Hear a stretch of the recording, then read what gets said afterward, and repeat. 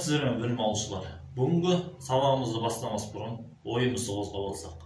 Яғни, ол электр энергиясын таратушы, электр тоғы мен электр қондырғыларын қоректендіруші. Ол кабельдер мен сымдар. Бүгінгі біздің тақырыбымыз да осы болмақ. Сабағымыздың мақсаты кабельдер мен сымдардың қолданылуын түсініп, фазалық жіктелулері, тартылу ерекшеліктері мен қималарының ауданын табу жолдарын меңгеру. Кабельдер мен сымдар электр энергиясын өндіріп, алыс қашықтықтарға, яғни тұтынушыларға жеткізу үшін қолданылады. Кабель екі немесе одан да көп қорғаныш қаптамасымен қапталған электр өткізгіш. Ал сым дегеніміз бір ғана қорғаныш қаптамасымен қапталған немесе жалаң электр өткізгіш. Кабельдің құрылымы оны тарту ортасына қарай, яғни суда, жерде, жер астында пайдалану ерекшелігіне қарай әртүрлі болып жасалынады. Көптеген кабельдер мен сымдардың оқшауламалық қабы сыртқы механикалық әсерден мата өріммен қорғалған болады.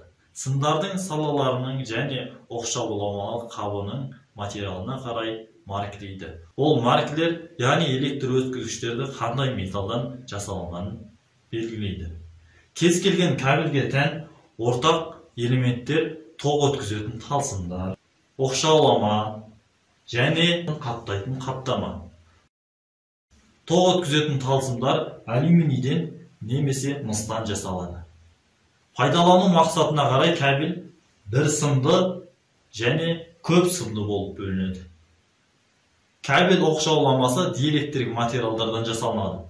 Олар тоқ өткізетін талсымдарды бір-бірінен және қаптамадан бөліп тұрады. Кабельдің цилиндрлі формалы қаптамасы оқшаулаған тоқ өткізетін талсымдарды ылғал мен химиялық заттар әсерінен қорғайды.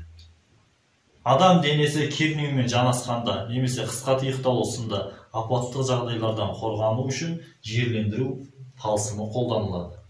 Қауіпсіздікті сақтау мақсатында біз осы жерлеу талсымын барлық жерде жалғауымыз тиіс. Кабель талсымдары атқаратын қызметтеріне қарай әртүрлі түстермен бейнеленеді. Ал жерлендіргіш әдетте сары немесе жасыл түсті болып келеді. Біз жұмыс барысында қауіпсіздікті сақтау үшін кабельдің немесе сымның жүктемеге сәйкес келуі үшін сымның қимасын анықтауымыз керек. Ол үшін сымның немесе кабельдің сыртқы қабығын ашып, егер сым бір салалы болса, онда диаметрін мынау формуламен өлшейміз. Осы формулаға сәйкестендіріп, біз өз кабеліміздің жұмысқа жарамдылығын анықтаймыз. Құрметті білім алушылар, сіздердің білімдеріңізді тексеру мақсатында тапсырмаға назар аударуларыңызды сұраймын. Білім алушылар, тапсырма рет-ретімен орындалады.